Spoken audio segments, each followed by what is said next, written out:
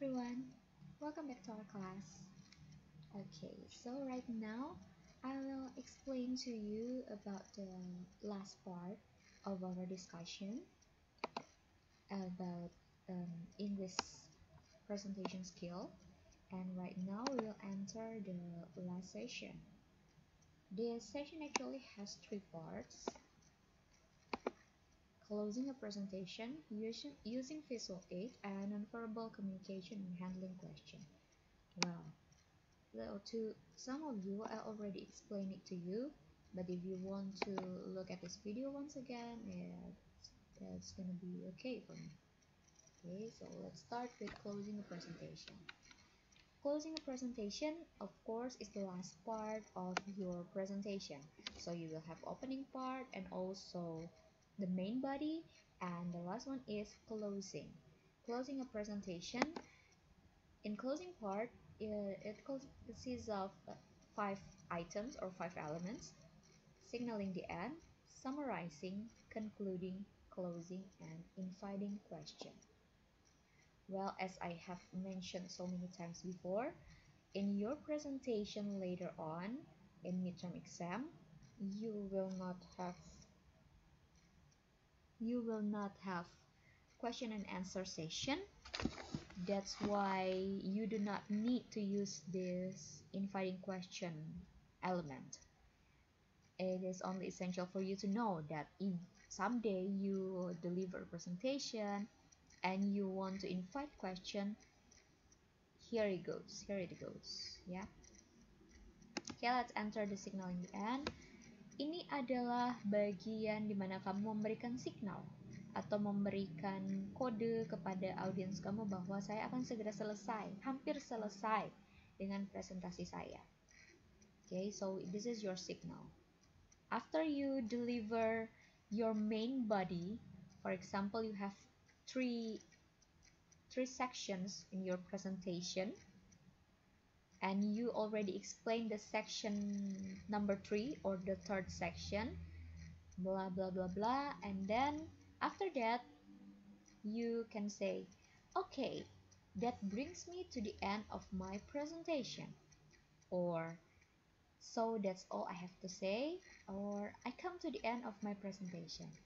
Nah, setelah ini kamu akan langsung masuk ke bagian summarizing and also concluding. Jadi ini mirip-mirip kayak yang bagian pembukaan ya. Mereka tuh suatu bagian yang tidak terpisah. Jadi hanya kalimat-kalimat pendek aja, short phrases yang terdengar sangat nyambung satu sama lain. Jadi setelah kamu memberikan signal, after you give the signal, you will deliver the summary of your presentation, and after that the conclusion. Kita lihat dulu bedanya summary sama conclusion itu apa. Here it is. Summary is an abridged version of a text that only contains the main points. The main aim of a summary is to sum up the main points. Jadi, summary itu adalah versi singkatnya dari penjelasan kamu yang di bagian isi. Jadi kamu mengucapkannya lagi, menerangkannya lagi, tapi secara singkat aja, hanya poin-poin pentingnya. And then itu tujuannya adalah ya memberikan ringkasan supaya si audiens kamu itu bisa ingat lagi, mengingatkan lagi ke audiens lah. And then conclusion is the end or finish of a chapter or text. The purpose of the conclusion is to conclude the text smoothly. Jadi kesimpulannya apa? Dari presentasi kamu yang sepanjang 5 menit itu, kesimpulan yang bisa kamu tarik apa? Kita lihat langsung ke prakteknya ya, contohnya. Summarizing. Jadi misalnya kalau kamu temanya adalah misalnya let's play again with corona ya. Coronavirus, history of corona, and then the symptoms of coronavirus, and then the last one is how to prevent yourself from getting infected by coronavirus. You can summarize that by mentioning those 3 topics again. Please add a little, tambahkan sedikit penjelasan di situ, udah kamu sudah selesai menyampaikan summary. Jadi kalimatnya kayak gini. Okay, that brings me to the end of my presentation. Before I stop, let me just briefly summarize my presentation. My first point is my first point is the history of coronavirus, ABCD dan seterusnya. And my second point is how to recognize people who get infected. And the last point is how to prevent yourself from getting infected by corona, which is to wash your hand diligently and etc. To conclude, I'd like to say coronavirus is one of the most dangerous virus in the world. So you have to be careful with yourself and do not let yourself be the carrier of corona. Kayak gitu. Jadi conclusion adalah kesimpulannya. Apa kesimpulan yang bisa kamu tarik dari presentasi kamu sendiri? Ya. Sekali lagi kita balik ke atas. Jadi signaling the end adalah kamu memberikan signal kepada audiens kamu, and then memberikan summary, terus conclusion, terus baru closing benar-benar. Thank you for listening attentively. Saya kasih contoh dari sini. Saya kasih kalimat nyambungnya ya supaya enak. Oke, jadi seperti ini ya contohnya. Topiknya adalah coronavirus, as usual. Subtopiknya history, symptoms, and prevention. Ini bagian akhirnya aja ya yang saya kasih contoh. Jadi setelah kalian menjelaskan bagian isi, kalian menjelaskan ini sampai ini, terus udah mau masuk di bagian closing. Kita lihat. Ini saya kasih tanda kurungnya di sini ya. That brings me to the end of my presentation. If I can briefly summarize, coronavirus was first found in Wuhan, China in 2019. And the symptoms are fever, tiredness, and dry cough. To prevent yourself from getting infected, you must wash your hands regularly, do not touch your face, and eat healthy. In conclusion, coronavirus is highly infectious to all people from all ages, so we must take a better care of ourselves. Thank you. Oke, seperti itu. Sekali lagi ya. Jadi ini adalah signaling the end. Kalian memberikan signal. Terus summary, memberikan summarizing. Di sini ada saya kasihkan first point-nya ini historinya. Second point-nya adalah symptoms-nya, ya, symptoms. And third point-nya adalah prevention. Conclusion-nya ini. In conclusion, coronavirus itu highly infectious for people from all ages. So we must take a better care for ourselves. Oke, sekali lagi. Setelah kamu menjelaskan di bagian isi, bagian main body, isi, pembukaan isi penutup, main body, and then you enter the closing part of your presentation. That brings me to the end of my presentation. If I can briefly summarize, coronavirus was first found in Wuhan, China in 2019. And the symptoms are fever, tiredness, and dry cough. To prevent yourself from getting infected, you must wash your hands regularly, do not touch your face, and eat healthy. In conclusion, coronavirus is highly infectious to all people from all ages, so we must take a better care for ourselves. Thank you. Okay, that's all the closing part of your presentation. And now we move to inviting question ini ya. Kalau kalian punya pertanyaan, kalau kalian ingin memberikan kesempatan kepada audiens untuk bertanya, you can ask them, do you have any question? Atau kalau misalnya udah ada yang bertanya dan kalian mau memberikan kesempatan kepada penanya kedua, you can ask them, are there any other question or do you have any other question? Seperti itu ya. Do you have any question? Or are there any other question? Oke, kita lanjut ke Visual Aid, using Visual Aid. Jadi di using Visual Aid ini bukan urutan, tapi hanya berdasarkan keperluan saja. If you want to introduce your visual, if you want to locate a point on a slide, if you want to check with your audience, or if you want to deliver the meaning of your visuals. Langsung kayak gini. Okay. Introducing visuals. You can use these phrases ya. Ready? Alright, let's take a look at this picture. Here I have a slide that shows the increasing number of Indonesian population.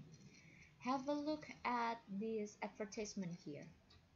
The first, second, third slide is about the increasing number of taxpayer in Indonesia since 2019 or 2017. As you can see here, it's clearly seen that, dan seterusnya. Jadi itu memperkenalkan aja. You want to introduce the visuals that you have. Jadi bisa gambar, grafik, peta, tabel, pie chart, dan lain-lain. And then locating a point on a slide. Jadi ini mau menunjukkan misalnya di sebelah kiri ada apa, on the left side ada tabel, on the right side ada grafik, at the top ada apa, at the bottom ada apa. Ya, kayak gitu. For example, if you can see this picture, misalnya kalian menunjukkan in the center part of this picture there are 3 people, a mother and her 2 kids, her 2 children. On the left side there are 3 bottles. Below the bottles there are glasses, and then below the glasses there are crackers and also bread and some, yeah, I think it's bread as well. And at the bottom we can see, bottom left, jadi bagian bawah sebelah kiri, bottom left we can see a towel and also jeans, 2 pairs of jeans. While on the bottom right, bagian bawah sebelah kanan, we can see a milk bottle, I guess, and children's shoes and some other pairs of shoes. At the top of the mother there is, where is that ya? Bag and also diapers, I guess, and a Bible or book. Oke, jadi seperti itu. Jadi hanya menerangkan kanan, kiri, atas, bawah, dan lain-lain. Kembali ke sini. And then if you want to check with your audience, kalau dibutuh aja, ya. Can everybody see that? Can everybody hear me? Can you hear me? And then the meaning of the visuals. Jadi kayak menjelaskan arti dari gambar ini tuh apa. Jadi this graph shows that this picture tells us about this diagram, illustrates, as you can see here, is clear seen here, dan lain-lain. Jadi kalau ini kayak memperkenalkan aja, ini tuh ada apa, take a look at this, have a look at this. Kalau ini adalah menerangkan arti dari gambar itu. Jadi kayak misalnya contoh yang tadi ya, ada terusnya enggak? Okay. It's clearly seen. Yang mana aja ya? Okay, let's see this picture. It's clearly seen here. Ya, kita pakai yang ini ya. It's clearly seen here that the cat is wearing a fur hat that shows him as a lion, I guess. Atau mungkin arti yang lain dari gambar itu. Jadi bisa arti dari gambar itu atau mungkin kesimpulan yang bisa kalian ambil dari gambar itu. For example, kalau misalnya tabelnya adalah tabel tentang peningkatan pendapatan nasional, jadi kesimpulannya adalah Indonesian national income is significantly increased in 2020, or has significantly increased since 2019. Ya, jadi this graph illustrates, jadi this graph illustrates the significant increasing of Indonesian population in 2019. Ini kayak gitu, kayak kesimpulannya. And then non-verbal language. Kalau non-verbal language ada posture, jadi kalian kalau mau berdiri itu seperti apa? Stand straight but not stiff, balance your weight, movement and gesture, jangan terlalu banyak movement biar nggak kelihatan kacau, tapi juga jangan terlalu kaku, nanti nggak menarik. Terus facial expression juga harus semut gitulah ya, harus satu mood dengan presentasi kamu. Jadi kalau presentasinya ya mungkin materi yang berat, tegang atau gimana ya, muka wajahnya berarti harus serius. Tapi kalau presentasinya tentang sesuatu yang fun, oke, bisa lebih fun lagi.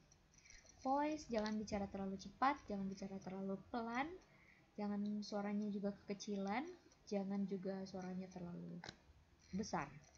Jadi harus menyesuaikan. Terus kalau misalnya ada beberapa bagian yang butuh penekanan, kasihlah penekanan suaranya. And then eye contact. Look at people. Atau kalau misalnya kalian mau presentasi nanti, please do not read. Saya sarankan jangan membaca. Makanya kalau mau bikin presentasi yang simple-simple saja, yang gampang, yang kalian kuasai, sehingga kalian tidak perlu membaca. Kalian bisa menjelaskan dengan lancar tanpa perlu membacanya. Because you can explain it so well, you understand what your presentation is about. Ya, I guess that's all. Silakan siapkan materinya, silakan siapkan PPT dan juga skripnya. Gunakanlah kalimat-kalimat kata-kata penghubung, connecting words seperti yang sudah saya share kemarin. Dan juga jangan lupa bagian pembukaan dan penutupnya, dan gunakanlah semuanya dengan baik. So utilize everything well. Okay, I guess that's all. Thank you very much for watching. If you have any question, do not hesitate to ask me. See you guys.